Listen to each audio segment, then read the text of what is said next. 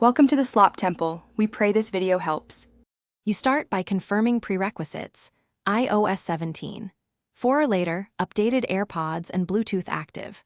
Open Settings, tap Bluetooth, then the paired devices info icon, enable Auto Sbc.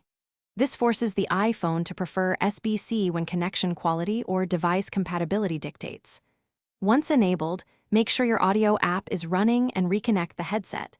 This applies the codec selection live. Enabling early avoids audio glitches later, and it sets the phone to switch codecs automatically based on link conditions.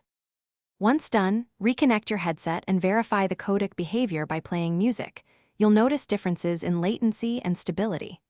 Open Control Center, long press the audio card to confirm output and switch devices. This helps force a renegotiation. If you need lower latency, toggle Auto Sbc off for aptX or AAC-capable devices. However, keep it on for better interoperability with non-Apple gear. Make small adjustments. Test in both music and call modes, and note which setting gives the best balance. To finish, do a clean reconnect. Turn Bluetooth off, wait 5 seconds, then back on and pair. This ensures the iPhone applies Auto Sbc consistently across apps.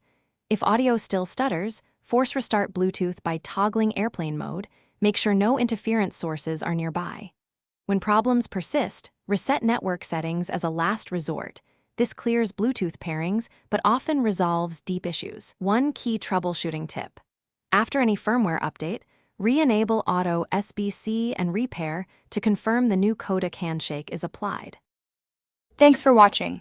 Consider subscribing if we helped you.